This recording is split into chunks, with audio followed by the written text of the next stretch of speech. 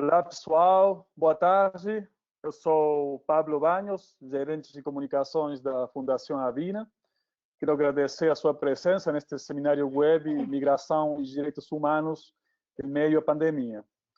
Neste segundo encontro, temos como convidada a Patrícia Campos Melo. Ela é repórter e colunista da Folha de São Paulo. Foi a ganhadora do Prêmio Internacional de Liberdade de Imprensa do Comitê para a Proteção de Jornalistas, Prêmio Internacional de Jornalismo Rei de Espanha, Prêmio de Jornalismo Humanitário do Comitê Internacional da Cruz Vermelha e o Prêmio Petrobras. Patrícia é formada em jornalismo pela USP e possui um mestrado em Business and Economic Reporting pela Universidade de Nova York. Ela é criadora do projeto Mundos e Muros, um especial multimídia sobre a crise das migrações, realizado em 4 continentes.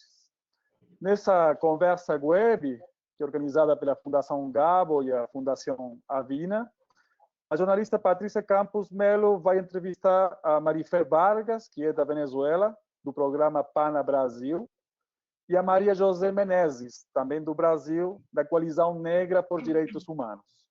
Eles vão compartilhar com a gente seus olhares sobre a situação de milhares de imigrantes, mulheres e comunidades negras no Brasil. A nossa dinâmica vai ser a seguinte. Vamos escutar agora a Patrícia, que irá conversar com a Maria José e a Marifer durante uns 30 minutos.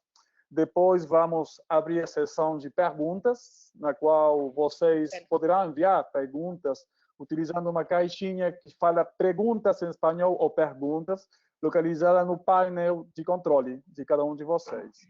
Lembrem-se de que esse seminário web está sendo gravado para depois ser compartilhado na página da Fundação Gabo e da Fundação Avina. E, durante a conversa, vamos twittar por meio das contas de Fundação Gabo, que é @Fundação Gabo e @Fundação Avina. Muito obrigado, muito bem-vindo. E, por favor, Patrícia, pode começar. Obrigada, Pablo. Bom, queria começar dizendo que é uma honra absolutamente enorme participar desse seminário web da Fundação Gabo, e uma honra estar aqui com 2 pessoas extraordinárias, Maria José Menezes e a Marifer Vargas. Eu vou falar um pouquinho do currículo delas, só um pedaço, não vou conseguir ler tudo, porque são muitas coisas que essas mulheres incríveis fizeram. Vou até ler aqui. A Marifer Vargas é venezuelana, até não sei se ela se lembra, mas quando ela tinha acabado de chegar no Brasil, a gente conversou uma vez por telefone. Ela é professora de História e Geografia, tem mestrado em Ensino de Geografia, é educadora social do programa PANA, da Caritas e da OIM, e é ativista pelos direitos e deveres dos migrantes e refugiados. A Maria José Menezes é ativista feminina negra, ela é integrante da Marcha das Mulheres Negras de São Paulo e da Coalizão Negra por Direitos. Maria José é bióloga e mestre em Patologia Humana pela Universidade Federal da Bahia e Fundação Oswaldo Cruz. Maria José e a Marifer têm uma coisa em comum, que elas lidam com populações vulneráveis, que estão ainda mais vulneráveis durante a pandemia da Covid-19. A gente tem dado pouca visibilidade à comunidade negra, à comunidade da periferia, à comunidade de imigrantes e refugiados, que estão sofrendo ainda mais do ponto de vista econômico e sanitário. Então, eu queria aqui começar pela Marifer, para ela contar um pouco como é que está a situação de imigrantes e refugiados, como é que eles estão sendo afetados pela pandemia aqui no Brasil, Marifer. Tá bom. Primeiramente, muitíssimas graças, muito obrigado pelo convite. E é uma honra mesmo participar com vocês, com todos vocês, né? Assim, é um desafio, é uma situação bem forte que não discrimina ninguém. O vírus não pergunta, você é brasileiro, você é angolano, você é venezuelano, você é boliviano, você é peruano, você é refugiado, você é migrante. Não, ele pega por igual, não pergunta tampouco se a gente é rica, se é pobre, se é classe média. É um vírus que dá para todo mundo, né? Aí a gente está trabalhando uma força-tarefa para acompanhar toda a população migrante, ou pelo menos grande parte, porque São Paulo é o estado do Brasil que concentra mais população migrante e refugiada. É aproximadamente 40% da população aqui só em São Paulo. Então, aí é um monte de ONG, um monte de organizações, como a Caritas, a OIM, a ACNUR, Missão Paz, Conecta, um monte. É impressionante a quantidade de refugiados aí que se juntam e tentam trabalhar por toda essa população, né? Sem esquecer que nossas portas chegam batendo gente, mesmo brasileiros, e que a gente não tem como falar, desculpa, que a gente só atende estrangeiro, ou só atende refugiado, né? É todo mundo por igual. Aí a gente está, fazendo uma força-tarefa para entrar para a luta desde receber o auxílio emergencial até receber cesta básica,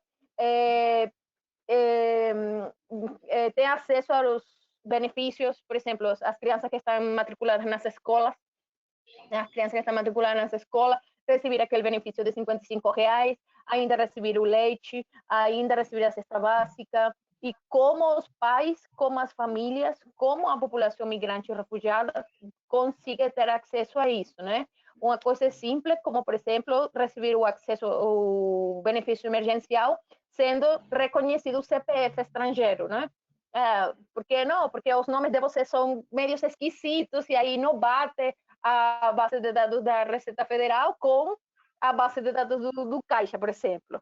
Só porque falta uma I, ou só porque colocaram um erro de dedo escrevendo e aí não bate. O nome de sua mãe está errado, o nome de seu pai, e aí isso atrapalha muita coisa, não? Mas a gente lutou, liberaram a regularização do CPF, agora a gente está lutando pela regularização dos documentos.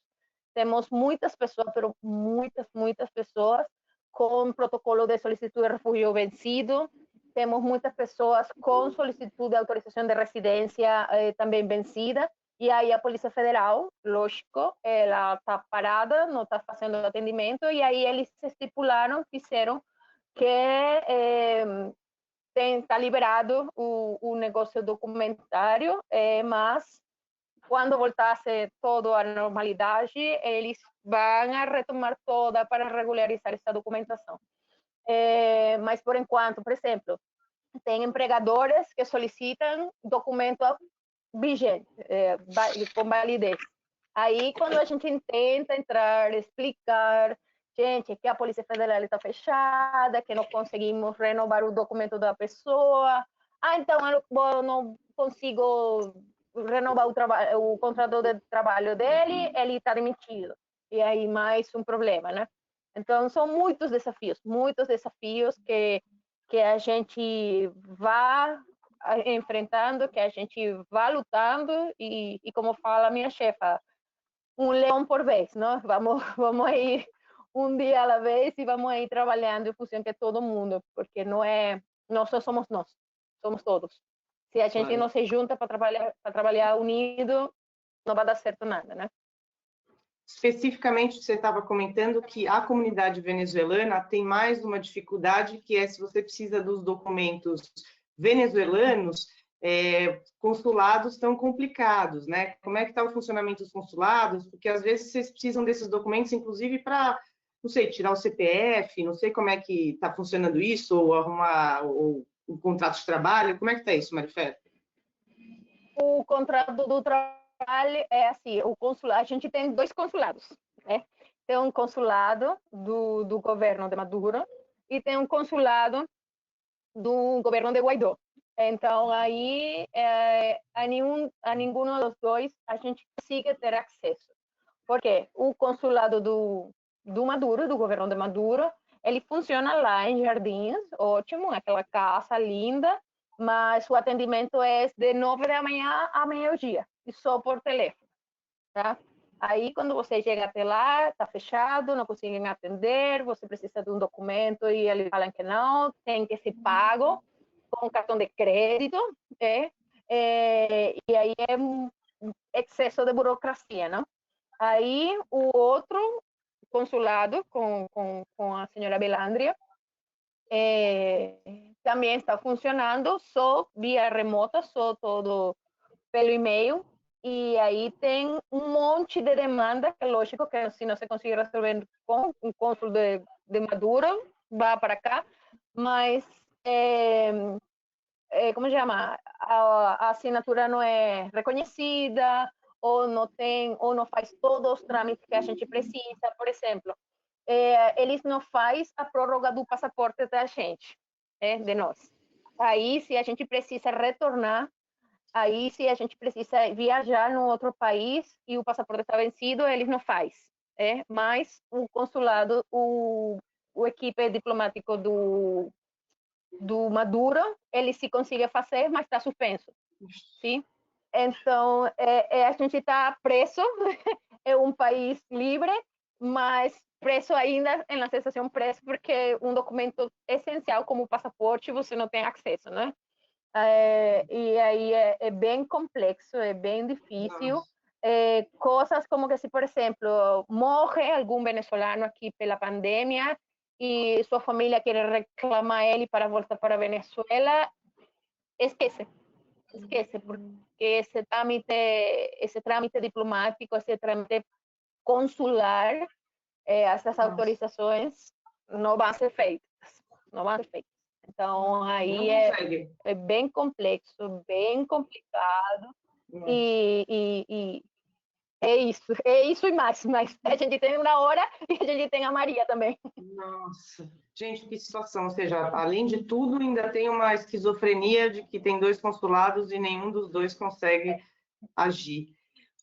Maria José, a gente tinha falado um pouquinho sobre essa maneira como a pandemia está afetando de forma desproporcional população negra e população periférica. Então, eu queria que você falasse um pouco do que você está vendo, do seu trabalho. Tá bom. Muito obrigada pela oportunidade de estar aqui nesse espaço, dividindo com Patrícia, que tem um histórico de, enfim, um jornalismo com muita competência, com muita qualidade, e a Marifé Vargas, com todo o trabalho dela, que mesmo, né, nós estamos diante de um problema também político muito grave, né, da Venezuela, do consulado ter sido colocado para fora pelo presidente. Bom, quero agradecer também à Fundação Gabo e à Fundação Avina pela possibilidade de travar essa conversa com outros companheiros, com outras companheiras, e também agradecer a confiança dos meus companheiros da Coalizão Negra por Direitos, que é uma entidade que abriga cerca de 150 entidades do movimento negro, do movimento antirracista, e nós nos formamos no ano passado exatamente para enfrentar um problema estrutural, né, que estamos passando no Brasil. Nós temos a pandemia que só veio agravar uma situação já muito grave, já bem preocupante e extremamente grave no país, que é a perda de direitos. Nós estamos num momento de grande, de grandes problemas políticos, e esse é o fator mais grave, e que por isso tem potencializado a questão da pandemia pelo novo coronavírus, né, pelo Covid-19. O Covid-19, ele é diagnosticado, ele entra pelos segmentos, pela classe média no Brasil, diagnosticado, a primeira pessoa foi diagnosticada no final de fevereiro, começo de março, mas há suspeitas de que o vírus já tenha entrado no país antes do carnaval, né? Então, a gente teve uma falha também no setor de epidemiologia do país, que não conseguiu detectar esse vírus a tempo e não teve estratégias competentes para que fizéssemos uma contenção e diminuísse enfim, tanto a morbidade, né, das pessoas que se infectam, quanto a mortalidade. O Covid tem os dados de ontem. O Brasil ultrapassou o número de 100 mil pessoas infectadas, ultrapassou também mais de 7 mil pessoas que perderam a vida por estarem infectadas, mas existe uma subnotificação e acredita-se que essa subnotificação esteja entre 10% a 15%, ou seja, é bem provável que no Brasil tenhamos mais de 1 milhão, entre 1 milhão e 1,5 milhão de pessoas infectadas pelo novo coronavírus. Isso significa que o que nós estamos enxergando, os dados atuais que o governo mostra, na verdade tem um delay muito grande, né? Está muito atrasado, nós estamos sempre olhando pelo retrovisor. E se esse vírus entrou pela classe média que tem a possibilidade de fazer viagens de lazer para o exterior, ele se propagou de uma forma muito maior pelas pessoas que têm contato com esses segmentos, seus trabalhadores e trabalhadoras, e essas pessoas que estão nas periferias e principalmente a população negra. E isso faz com que esse vírus seja tem um grau de infectividade muito maior nessa população, porque é uma população que está muito mais exposta, é uma população que não tem a possibilidade de fazer o home office. Geralmente são os trabalhadores e as trabalhadoras dos serviços essenciais, como na saúde, né? Trabalhadores de vigilância e de alguns serviços, né, tidos como essenciais, serviço de limpeza.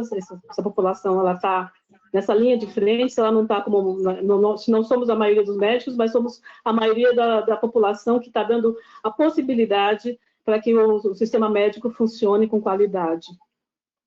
Então, isso trouxe um impacto muito grande para a população negra. Em meados de abril, no começo de abril, na verdade, nós solicitamos tanto a Sociedade Brasileira de Saúde Familiar,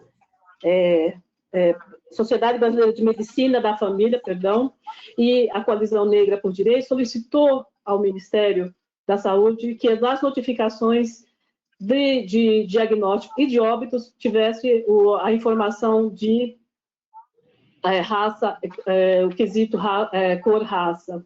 E aí, porque pelo que nós tínhamos observado, já tinha uma quantidade muito grande de pessoas infectadas nas periferias, e essa população massivamente, população negra. E aí, o que não espantou, enfim, é um país estruturalmente racista, né? Então essa estrutura ela se manifesta nesses momentos, nos momentos de maior tensão e em que a população precisa de maiores cuidados. O que observamos é que a população negra ela tinha uma menor quantidade de diagnósticos do que a população branca, mas quando internada, mesmo nas internações, a população negra tinha um maior número de óbitos em relação à população branca.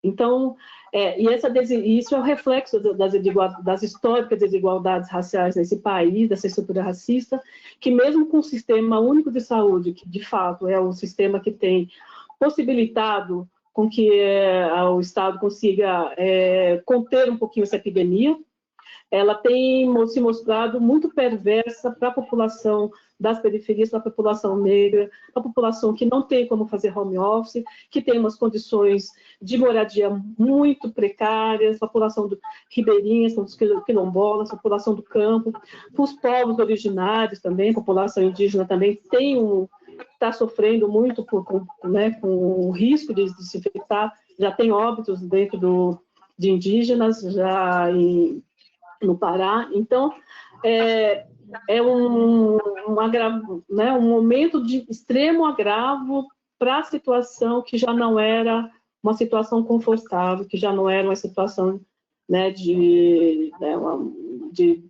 vamos dizer, de tranquilidade. Né? Sim. Então, é muito precário. Uma das coisas que a gente viu nesses números, que graças a vocês surgiram, né, essa quebra das estatísticas por cor e raça, é que também tem o índice de mortalidade na periferia entre pessoas com menos de 60 anos pela Covid-19 está alto, né, mais alto do que em áreas mais ricas. E eu queria te perguntar, como é que está isso, assim, como é que está o nível de isolamento social na periferia? As pessoas precisam trabalhar, muita gente do setor informal, essas pessoas estão fazendo isolamento e elas estão conseguindo receber o auxílio do governo de R$600? Como é que está esse processo? Então, a mortalidade, né, que tem nas periferias, ela pega uma faixa etária menor, porque é a faixa que está exposta. Então, você tem, estatisticamente, em países avançados, países centrais, essa morte, ela tende a ser... Ixi, congelou. Tem, enfim, comorbidades, né, como doenças que vêm juntas, né, como diabetes, algumas complicações cardíacas, cardiovasculares, mas para a população das periferias, nós temos o agravante, porque você tem uma mortalidade, porque essas pessoas são as que estão expostas, mais expostas. Elas não têm, é um segmento que estão nos trabalhos de maior precariedade, eles têm estão na informalidade, geralmente na informalidade. Tem um agravante também, que o sistema da renda básica, ele é um sistema que tem um grau de sofisticação, pode parecer uma bobagem, mas as pessoas não têm smartphone, não é todo mundo que tem smartphone. Então, a população quilombola, por exemplo, ela tem uma dificuldade muito grande, as populações ribeirinhas, as populações que não estão nos centros urbanos, nesses grandes centros urbanos. Quando eu falo centros urbanos, eu estou falando pessoas que estão a 120 quilômetros ou 150 quilômetros de São Paulo, do centro de São Paulo, já não tem as mesmas condições que a população dos centros, né, urbanos. Então, elas estão sem acesso, eles não têm smartphone, não têm linha de celular, né, da internet. Então, isso... tem pessoas que, né, em algumas regiões do país, que não tem o seu registro de fato, né? Registro de nascimento, não tem o CPF. Então, isso, nesse momento, desnuda, mostra o quão precária é a situação do povo brasileiro, que o Brasil é um país de imensas desigualdades, e essa questão do coronavírus, ela só veio desnudar, mostrar o quão esgastado está o tecido social no país, né? O quanto esse tecido está, né, precarizado. Patrícia, né, tem um trabalho que saiu no começo do ano, mas que sistematicamente nós temos acompanhado as diferenças de IDH no país e dos territórios, né? Então, você mesmo em São Paulo, você tem o IDH do centro, né, da região central, é um IDH próximo aos países mais ricos, e o IDH das periferias tem um IDH extremamente baixo, né, próximo de 0,7, 0,6. Então, isso se reflete na expectativa de vida dessa população. Então, é uma população que já, naturalmente não, mas que rotineiramente já tem uma expectativa de vida menor, né, pelo racismo estrutural, por todas as condições de vida. Quando você tem uma epidemia que vai exigir um cuidado maior da população, ela não tem esses aparelhos, né, hospitalares, ela não tem essa assistência médica que vai cuidar dessa população, então ela é a mais atingida e ela é a que morre mais cedo e em maior quantidade, né? A gente acha que a subnotificação e a quantidade de mortes ela é muito maior do que dos que os registros mostram. Ou seja, exacerba as desigualdades. Uma coisa rapidinho, desculpa Maria José, porque a Marifé está com problemas de conexão, então ela está mal conseguindo escutar a gente. Vamos ver se a gente consegue retomar a conexão dela, mas por enquanto vamos conversando com Maria José. Já tem várias perguntas para depois a gente trocar, mas era só para você ficar sabendo isso, tá? Ah, tá bom. Eu vi que ela estava com uns probleminhas já, né, de conexão à internet. Acho que todo mundo em isolamento social, quem pode, né, fica sobrecarregada. Era até a ver com isso que eu queria te perguntar uma coisa, Maria José. As pessoas dizem assim, como é que você faz isolamento social? Por exemplo, você tem jovens que precisam ir trabalhar numa periferia, muitas vezes que são entregadores, motorista de aplicativo, trabalham no Rappi, e são profissões essenciais, né? A gente precisa deles, e ao mesmo tempo você tem pessoas idosas, e muitas vezes morando em 2 cômodos, em casas pequenas. Como é que funciona isolamento social nisso? Manter os idosos aí mais ou menos isolados nas áreas periféricas?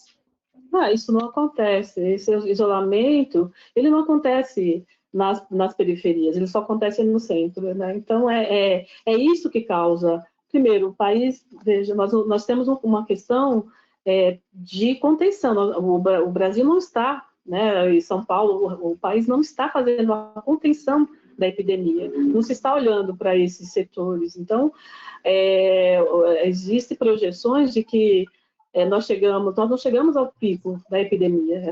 A mortalidade ela vai aumentar e muito por conta disso, dessa falta de equipamentos públicos que deem conta disso.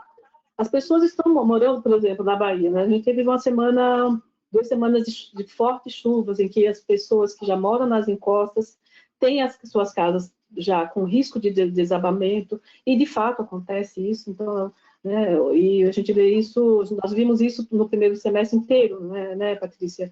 O quanto, né, de mortos no Rio e em outras regiões por conta das más condições de moradia, más condições de saneamento básico, más condições. A estrutura do país é uma estrutura muito ruim para mais da metade da população.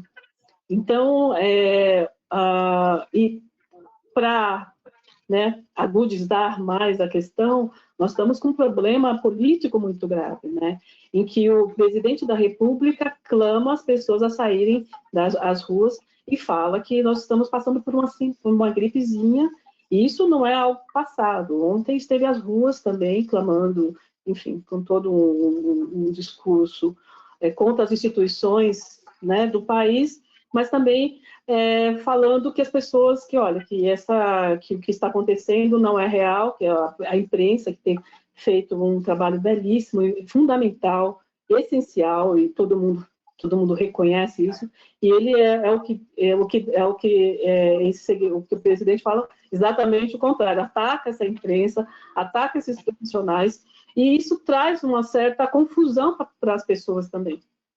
Né? Então, você tem as condições de moradia, as condições de trabalho muito precarizadas. Esse menino do Rappi, do iFood, eles não têm as EPIs, de fato, eles trabalham exaustivamente, tem muitos deles que ficam 16, 18 horas, a gente sabe que tem regiões no centro que os meninos estão de bike lá e ficam nas calçadas, né, descansam um pouquinho. Não tem EPI, eu não os vejo. Então é muito de uma gravidade muito, muito maior do que tem mostrado, né? A gente tem, de fato, um quadro epidemiológico, mas o mais grave é o quadro político do país, que não contribui para que a gente consiga fazer políticas públicas para conter uma epidemia de tamanha gravidade, né? Uma das coisas que eu gostaria de perguntar, e acho que daqui a pouquinho a gente já vai pegar perguntas do público, mas um pouco antes disso, vamos ver também se a Marifer consegue arrumar a internet. Parte do governo tinha essa sugestão de que deveria existir um isolamento vertical e não horizontal, ou seja, em vez de todo mundo praticar o distanciamento social, só as populações de risco é que deveriam ficar isoladas. Então, por exemplo, jovens, quem não tem comorbidade, poderiam sair para trabalhar normalmente, a economia fica ótima.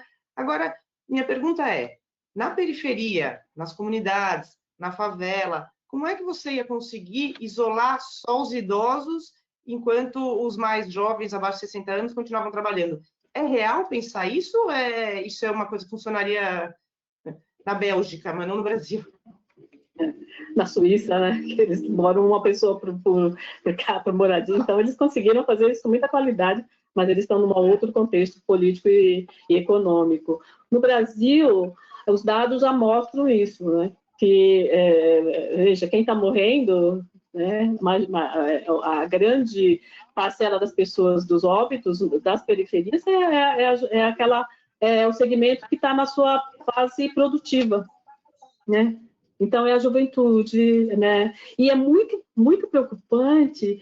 Eu acho que a gente tem que pensar que se aquele modelo que funcionou para a China, que funciona para os países centrais, de que, olha, o grupo vulnerável, eu não uso grupo de risco, eu prefiro falar, né, o segmento vulnerável da população é o segmento de idade após 60 anos, né, o segmento de pessoas mais idosas, o que teria que ser muito cuidadoso e ser tratado com muito carinho e respeito, mas, né, isso relaxou um pouquinho a sociedade. Ah, mas quem vai morrer são os velhos. Você tem discursos, né, horrorosos em relação a isso, mas não é isso que está acontecendo. Embora seja essa população que deveria ser muito respeitada, mas a população que está no Brasil, a dinâmica da epidemia é outra. A dinâmica da epidemia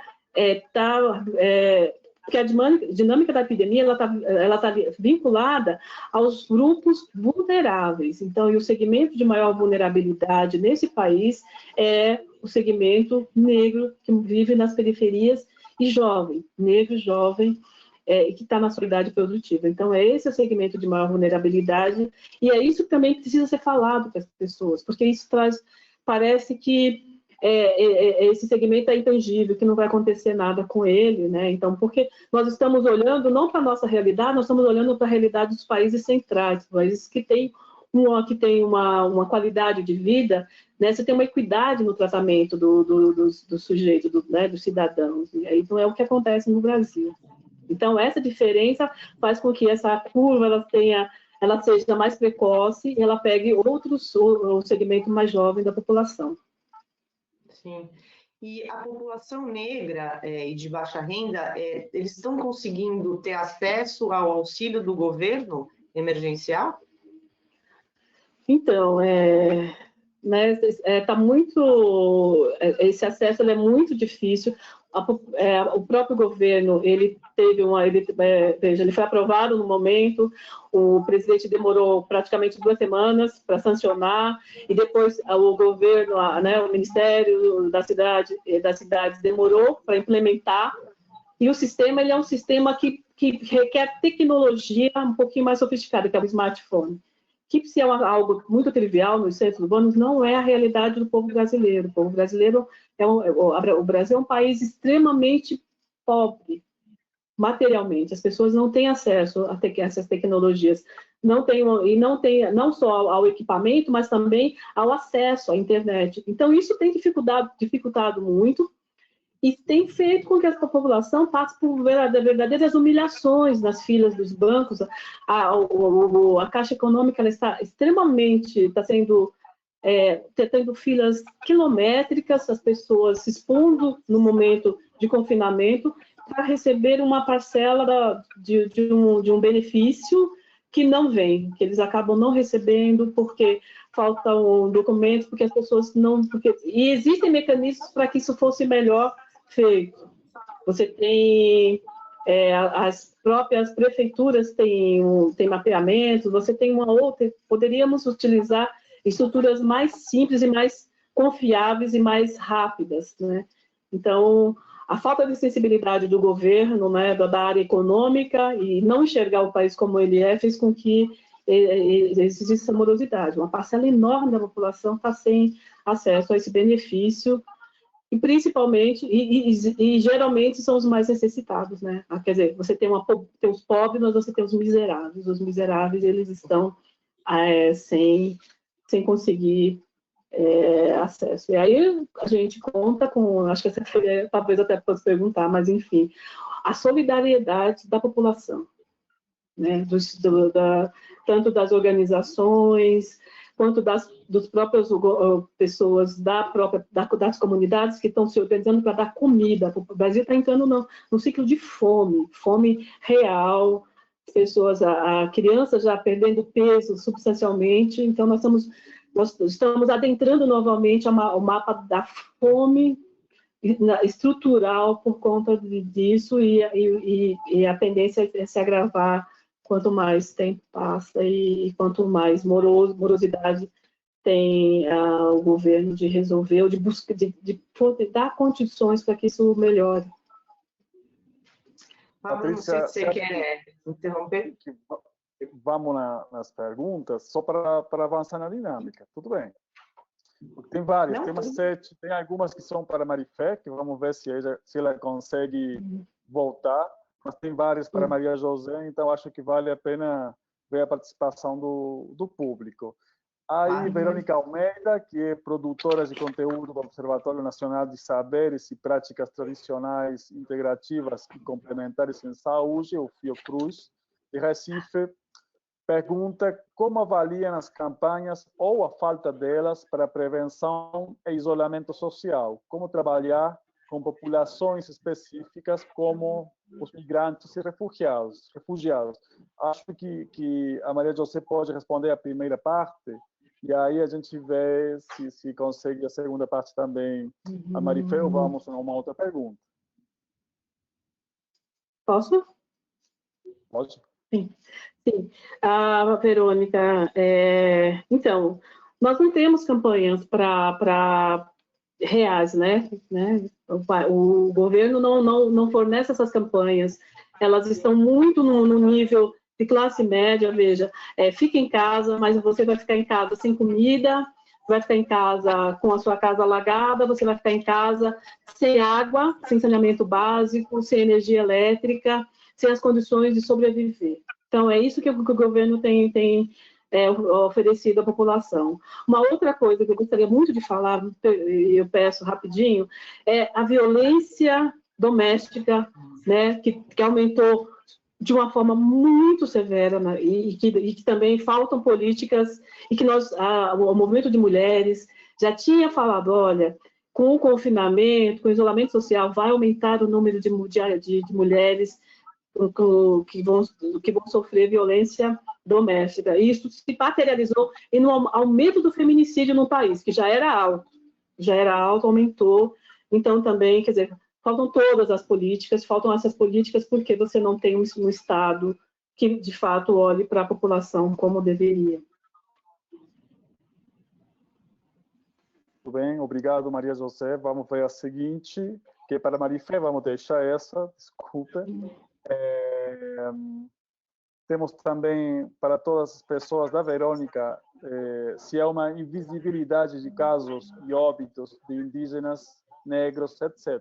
Eu acho que foi respondida, mas pode complementar a Maria José ou Patrícia também, né? Sim. Quer falar, Patrícia? Não, Maria José é a sua área. Sim, é isso que eu falei no começo. A gente existe sim subnotificação não só de casos por falta de diagnóstico, mas também de óbitos. A gente já discutia em março que o vírus provavelmente entrou antes do Carnaval no país, tá? Então a vigilância sanitária, a vigilância epidemiológica não conseguiu, enfim, depois, em um outro momento, gostaríamos de discutir isso, porque que você tem o esgarçamento também, né, do desmonte do SUS, que é o responsável pela vigilância epidemiológica. Então, é muito o que nós acreditamos, né, nós que eu falo, sou pesquisadores, porque eu sou uma pesquisadora também, e também estou muito conectada com o que tem sido publicado, né, nos artigos, nos papers, é que existe uma subnotificação de casos e existe uma subnotificação de óbitos. Esses óbitos, a relato de óbitos já em fevereiro, antes do Carnaval. Então, você tem uns cálculos que mostram que, bom, você tem confinamento, então o número de acidentes diminuiu, então as pessoas, e aumentou de uma forma muito maior, muito grande o número de pessoas de óbitos.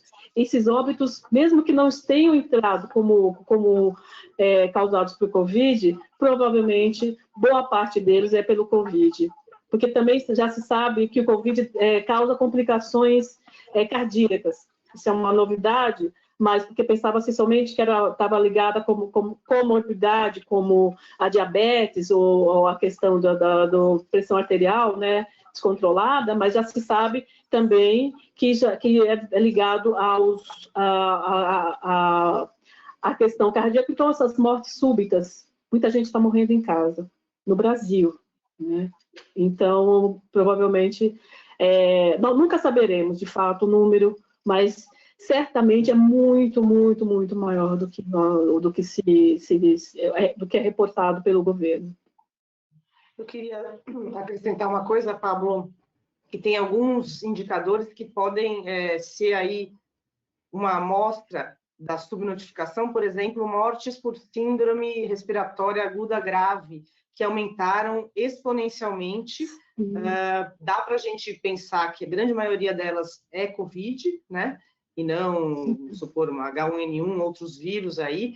Esse é um dos casos. E outra que, como a gente não tem teste suficiente, até pouco tempo atrás, você só testava quem era internado no hospital ou óbito. Então, você tem muitas pessoas que estão chegando na UBS ou na UPA, no rede pública, com sintomas clássicos da Covid. Como elas não são caso de internação, fala, vai para casa e fica isolado. E é Covid, só que você não vai testar nunca. Então, obviamente, tem essa subnotificação brutal. Perfeito. E também, se quiser fazer perguntas, Patrícia, por favor, só vou continuar a ler aqui do pessoal que está acompanhando. Jadir Souza, de Juazeiro, Bahia, fala que as projeções mostram que a América Latina pode sair da pandemia com até 29 milhões de novos pobres. Fazendo um exercício de projeção, quão grave isso pode ser para os negros, que já são a parte da população mais pobre. Bom, fala para a Venezuela, né, que já vive um problema humanitário. Pergunta se se vocês vislumbram alguma forma de minimizar esse cenário.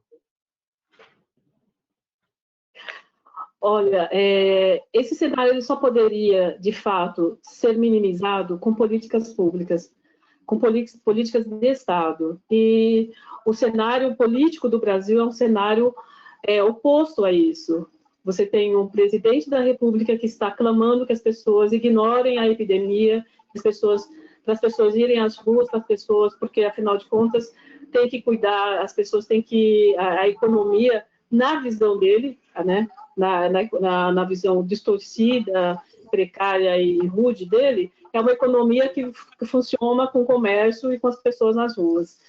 Então, isso tem prejudicado a nossa grande preocupação dos movimentos sociais, do movimento negro, enfim, de toda, né, da população indígena, de toda a sociedade, na verdade, é que o Brasil vai sair, vai demorar muito tempo para sair dessa crise. É uma crise que já tem, os economistas já falam de uma crise que vai demorar anos para ser superada, mas que precisa, e por isso a função do Estado é prover políticas públicas para que as pessoas sobrevivam com dignidade. E é isso que a maioria dos países, tanto os países periféricos, tanto os países centrais quanto os países periféricos, têm feito. Né? Os países pobres têm feito isso com muita dignidade. Os países africanos estão utilizando todos os seus recursos econômicos para manter a sua população saudável e livre, né, fechando fronteiras, mas também cuidando da população. Os nossos países como Uruguai, enfim, né, todos os países da América do Sul, na Argentina, todos eles, Venezuela, Paraguai, todos eles estão tendo políticas, mesmo países que têm segmentos conservadores, estão envidando recursos para dar dignidade a essa população. O Brasil é um caso à parte. Nós estamos com uma questão que é muito mais política, que é muito mais de governo do que epidemiológica. A Covid-19 é muito grave, mas a questão no Brasil é muito mais grave, exatamente porque não existe há uma ausência de políticas públicas reais para resolver esse problema. E a médio prazo, um país que já está avançando com uma pobreza estrutural muito maior, a gente já tinha um empobrecimento, né, um atentado às políticas públicas muito grandes, isso vai piorar. Nós perdemos, em 2018, cerca de 8 mil médicos dos cubanos. Esses médicos nunca foram repostos. E isso é muito grave, porque esses médicos, eles estavam nas periferias, eles estavam nas regiões mais pobres do país, eles estavam nas regiões do norte, nordeste, mas lá no Agreste, aqui nas favelas, nos centros urbanos, e isso causou um impacto muito grande na saúde pública. Aliás, nós estamos com um problema de saúde pública enorme, né? A questão da emenda constitucional 95, que congelou os recursos para a saúde, e com isso o Brasil teve uma perda enorme, o SUS perdeu cerca de 20 bilhões de reais somente nesses últimos anos, desmontou muito o sistema público. Então, nós perdemos milhares de leitos nos hospitais, não tivemos contratações, mesmo leitos de UTI, perdemos leitos de UTI nos últimos 4 anos. Então, e isso vem justamente no momento em que o Brasil está tendo um problema político de desmonte do Estado, e só vem agravar. Infelizmente, a nossa perspectiva não é das melhores, e aí eu acho que vale a luta que nós estamos fazendo para derrubar a emenda constitucional 95 no Congresso. Nós temos que derrubar. O SUS ele tem que ser fortalecido e não retirado recursos, como tem acontecido, que é o que tem enfim, né, reconstruir o país. O país está arrasado, gente, literalmente arrasado em todos os segmentos. Que se eu falar um pouquinho vai demorar um pouquinho, mas enfim, é muito grave. Nós estamos mesmo precisando repensar e reconstruir um momento de reconstruir o país. É esse o caso. Tinha uma pergunta relacionada para Maria José. Posso fazer, Pablo? Você quer fazer alguma da audiência? Claro. Você que manda, Patrícia. Depois vamos lendo. Eu faço. É o seguinte, você estava falando do SUS, né? Para a população negra e para a população pobre, não existe outra opção a não ser o SUS. E agora você tem o SUS, que já estava muito sobrecarregado antes, agora com a Covid, tendo problemas para atender outras doenças, né? Adiando cirurgias, até está difícil, por exemplo, quimioterapia. Como é que está isso para as populações que dependem inteiramente do SUS? Isso é muito grave, né? Tem agravado a situação. O SUS, você sabe que o Brasil só tem uma política de assistência universal para a população nos últimos 30 anos, com o SUS. Antes do SUS, só quem era atendido no serviço público, que era o INPS, todo aquele, né? Eram as pessoas que tinham carteira de trabalho assinadas. Então, a grande maioria da população estava fora desse sistema. Eles só eram assistidos pelas santas casas de misericórdia e entravam como indigentes. Então, nos últimos 30 anos, nós temos um avanço, né, social, que é o SUS, que é uma conquista dos movimentos, né, é um avanço muito grande para a população. Isso trouxe redução da mortalidade infantil, aumento da expectativa de vida da população, que mesmo entre negros e brancos você tem uma diferença, mas que a população teve uma maior sobrevida por conta dessas políticas. Quando você esgaça, quando você sufoca esse sistema, ele vai na ponta, é a população mais pobre, mais necessitada que vai sentir. Então, nós temos hoje uma falta de tratamento para câncer, mas também nós temos os tratamentos de alta complexidade, eles estão demorando muito, as pessoas estão morrendo por falta de tratamento, nós estamos tendo problemas de volta de doenças que tinham sido extintas há 30 anos atrás, como sarampo, mas também nós temos um surto de Covid-19, mas nós temos um surto de sarampo, nós temos um surto de dengue, nós temos um surto de febre amarela, nós temos uma redução na cobertura vacinal das crianças, e isso aconteceu nos últimos 30 anos, nos últimos 4 anos, o Brasil voltou ao patamar de 30 anos atrás em relação à cobertura vacinal. Então, a questão da assistência médica primária, secundária, de alta complexidade, ela também ela sofre um desgaste e um sucateamento dos seus aparelhos por conta desse congelamento dos investimentos, que eu não falo gastos, eu sempre falo investimentos, porque você investe, né? Saúde é investimento, manter a saúde das pessoas é um investimento. Então, você tem isso. Patrícia, se nós olharmos os indicadores sociais dos últimos 3 anos, nós temos, pela primeira vez, em 2017, o Brasil começa a ter um aumento de novo da mortalidade infantil, algo que a gente tinha reduzido de forma importantíssima nos últimos 30 anos. Então, é um quadro, como eu falei, né? Nós estamos com um quadro extremamente grave, e a Covid só veio, assim, né, desnudar aí tudo isso e potencializar esse momento de desespero da nossa população. E é a população negra que é a usuária do SUS, é a população negra que perece nas filas, né, e que não está sendo assistida devidamente. Pablo, quer perguntar? Vamos ler mais alguma, tem várias perguntas ainda. Maria José, comente um pouco, por favor, sobre a realidade das mulheres, crianças e adolescentes, especialmente os que vivem nas periferias, pergunta Glaucia Barro. Vou passar 2 ou 3 juntas, acho que a gente ganha tempo assim, né? Sim, eu vou ser bem rápida. Isso. Como estão funcionando as unidades básicas de saúde nas periferias durante a pandemia? Né? Em municípios pernambucanos, muitas estão fechadas ou sem médicos e a população precisa recorrer à UPA. A gente está falando disso, né? Sim. Sou jornalista e me chamo Eduardo Esteves. De que forma a postura do presidente do país pode influenciar no isolamento social da população? Vocês acham que é hora de flexibilizar a quarentena em meio ao momento mais delicado da doença no Brasil? Vou parar por aí, porque acho que foram vários.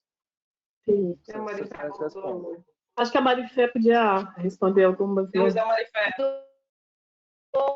Tem umas diretas para ela, mas pode responder agora.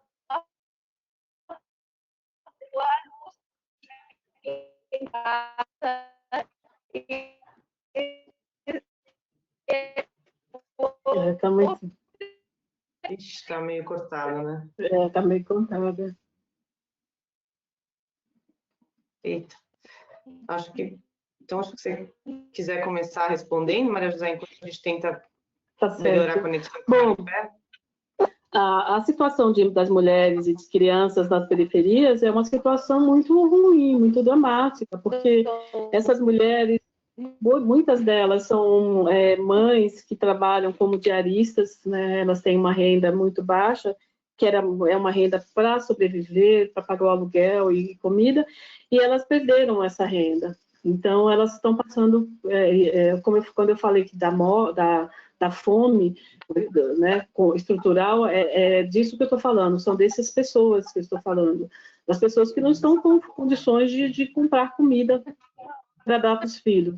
Então, é muito grave, e de muito abandono. Quem tem dado suporte é a população, são os movimentos sociais, são os movimentos de moradores do próprio território que têm contribuído. E precisamos tomar cuidado e olhar, porque também tem a questão da violência contra a mulher, mas também contra as crianças. Enfim, é isso. Em relação à questão do funcionamento das UBSs, bom, as UBSs elas funcionam com recursos do SUS, e essas UBSs, muitas delas já estavam perdendo os médicos, que não conseguiram e que não foram repostos. Então a gente já tinha uma crise já desses passos. As pessoas estão evitando ir para os postos de saúde por conta do risco de se contaminarem. E as equipes médicas estão muito voltadas, todo o serviço médico acabou se voltando muito para a questão da Covid. E outras doenças outras urgências, elas estão elas estão negligenciadas. Então, as pessoas, alguns médicos estão falando, olha, sugerindo que as pessoas, ao sentirem mal-estar, sentirem algum outro,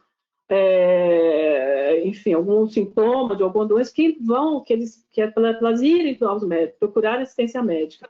Então, você tem uma UBS que ela está funcionando, mas está funcionando de uma forma muito precária, né? E isso tem um impacto, né, na saúde imediata da população, na assistência primária.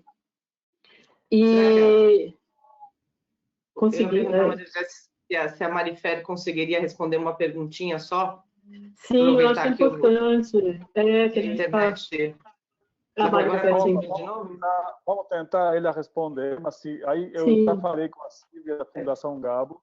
Se a Marifer não conseguir responder agora, vamos pegar essas perguntas, vamos enviar para ela, e quando a gente compartilhar o vídeo da gravação dessa conversa, a gente já envia também respostas da Marifer, mas pode tentar. Sim, eu acho que você tem alguma pergunta das pessoas que estão assistindo para a Marifer? Lembra que tinha algumas perguntas? Eu faço. A Marifer, você está escutando bem? Porque acho que ela está tipo gelada na tela, não está?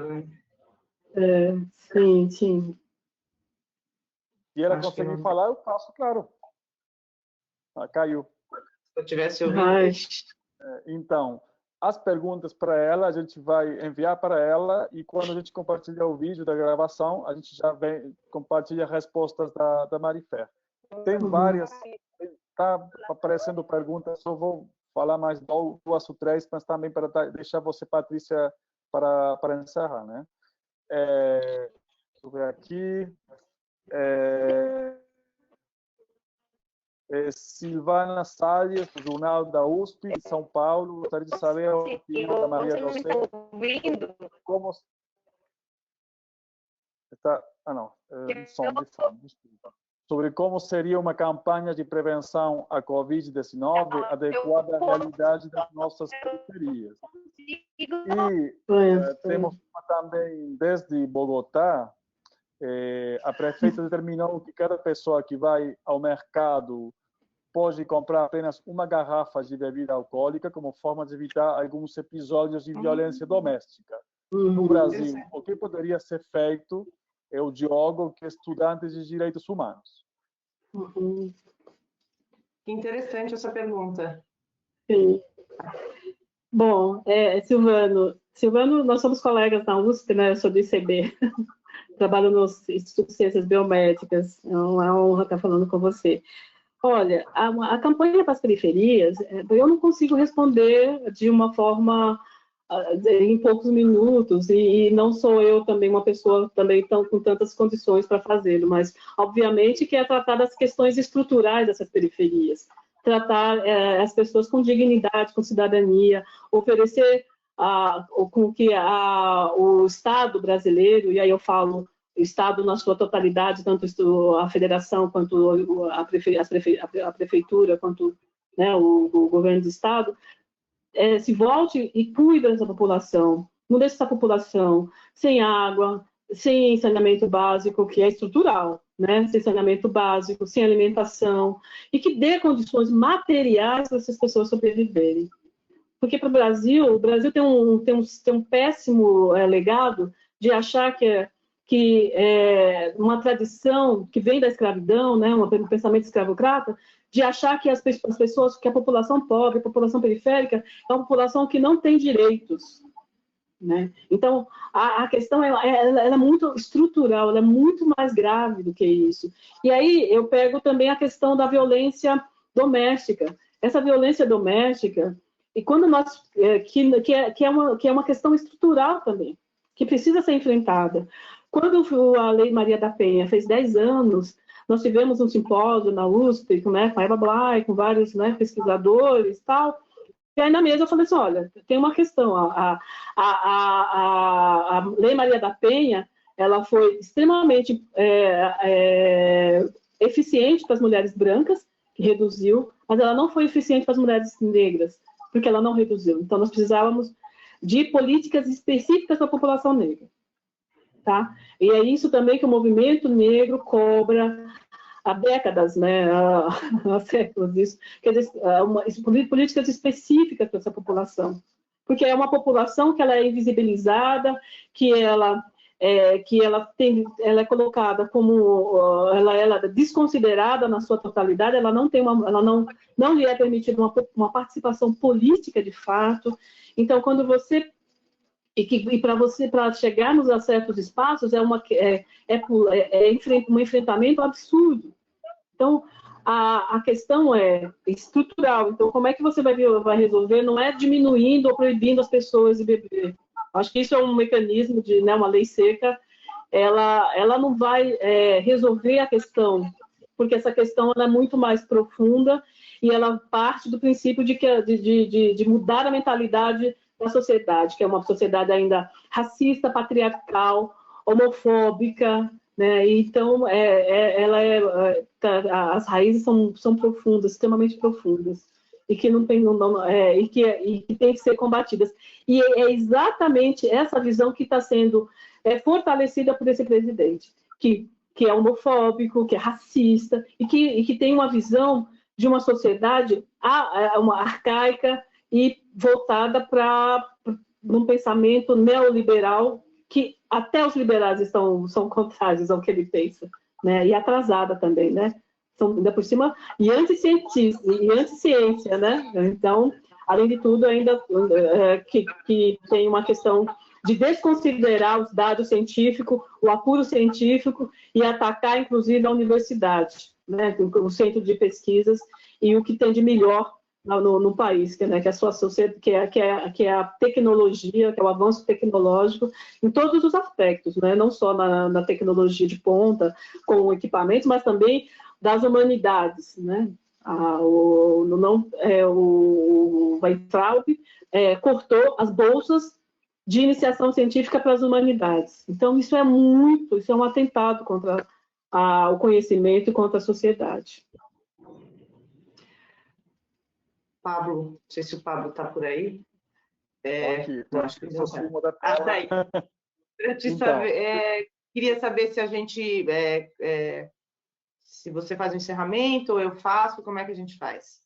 A gente pode ainda ler mais uma ou duas, tem um tempo, a gente falou que pode ir até 6h15 da gente, e aí depois vamos fechando. Deixa eu só ler aqui rapidinho, tem um comentário, na verdade, que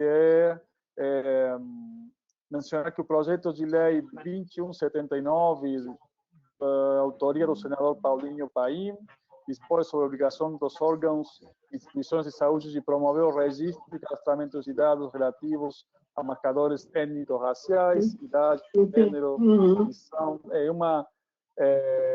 O senador fala na justificação sobre o racismo estrutural e os dados referentes às desigualdades das mulheres negras no Brasil, que é um comentário da Paola Gertzen. Para Maria José, perguntaram também, você falou que não existe isolamento nas periferias, pelos motivos óbvios que você relatou. Então, que medidas seriam efetivas nesse momento para proteger essa população, uma vez que os problemas estruturais não serão resolvidos na urgência, como, por exemplo, habitação, água, emprego? E a última pergunta, que é a Coalizão Negra por Direitos Humanos, foi uma das redes que trabalhou bastante pela melhora na proposta de aprovação do Congresso da Renda Básica Emergencial. Gostaria de ouvir você, Maria José, por favor, sobre as principais qualidades do programa e o que precisa ser ampliado ou melhorado. Tá bom. Olha, da questão das periferias, de imediato, dar condições de vida para essas pessoas. E o Brasil, o país, tem recursos para isso. O país, ele socorre com muita facilidade e com muita agilidade o grande, né, o grande empreendedor, os bancos, enfim, né, o empresariado. Mas ele tem uma lentidão e um descaso muito grande para as periferias.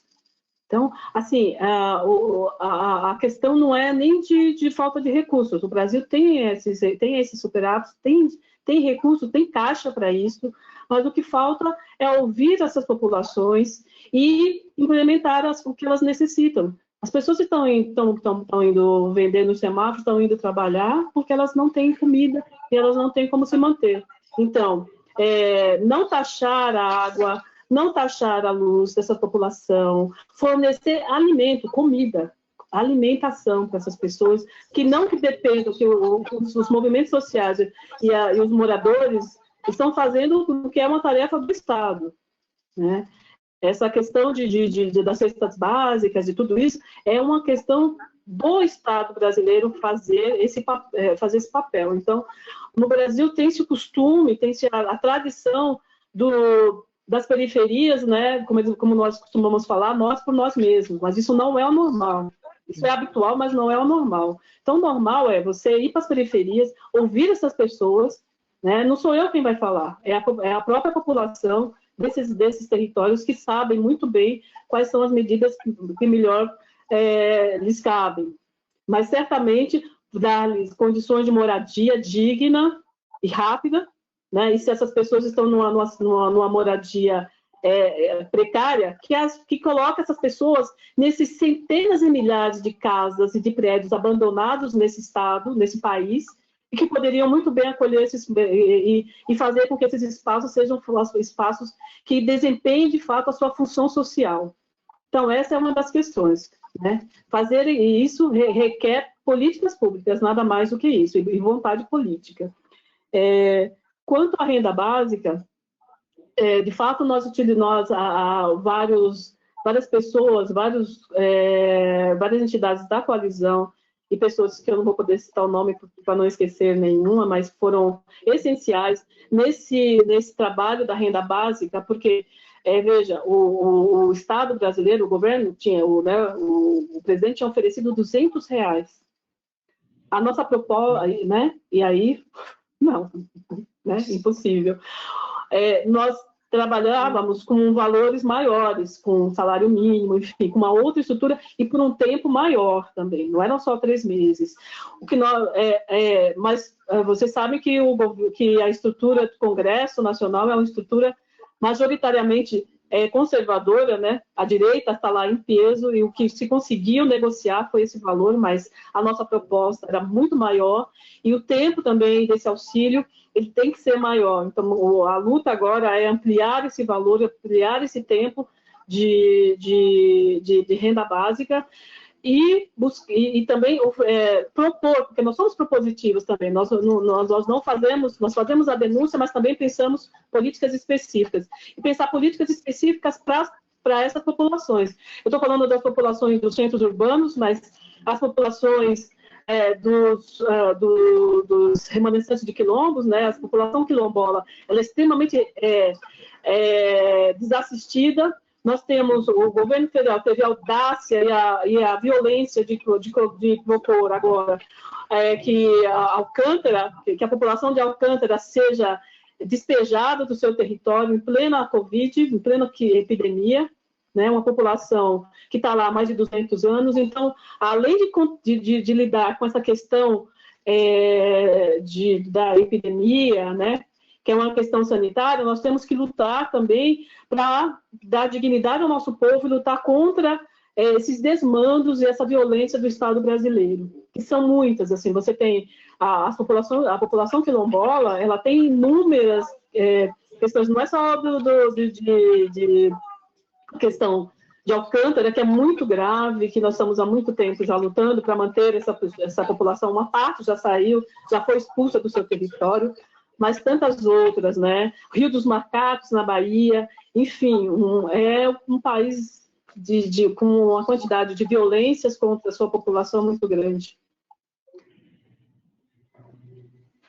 Patrícia, por favor, eu gostaria de você dar um fechamento, depois eu vou dar um fechamento tipo formal da conversa, mas talvez para escutar você mais um pouco.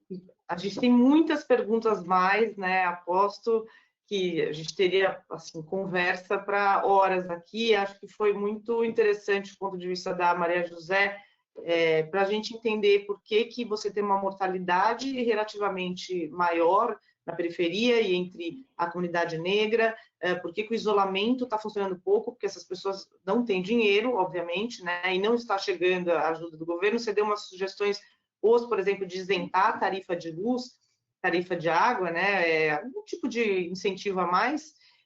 A gente começou a ouvir a Marifer, infelizmente caiu a internet dela, mas também do ponto de vista das comunidades de imigrantes refugiados, além de tudo que está acontecendo, que todos os trabalhadores informais são muito mais atingidos, eles ainda têm toda a coisa burocrática de você ter que regularizar papéis para conseguir um auxílio, para conseguir um trabalho, e como o Pablo estava falando, vocês podem, as perguntas para a Marifer, que infelizmente caiu a internet, mas ela vai responder depois. Eu queria agradecer a todo mundo que assistiu, agradecer a aula que a Maria José e a Marifer deram para a gente, e agradecer o Pablo e a Fundação Gabo. Pablo. Então, muito obrigado, Patrícia, muito obrigado, Maria José, e muito obrigado, Marifer, né? Lamentavelmente, a internet dela caiu. A gente vai enviar a todas as pessoas inscritas o correio da Marifer para fazer perguntas. Agradecemos também todos os e as participantes por terem acompanhado essa atividade, que foi possível graças à parceria entre Fundação Gabo e Fundação Avina. Até a próxima e muito obrigado. Obrigada. Obrigada.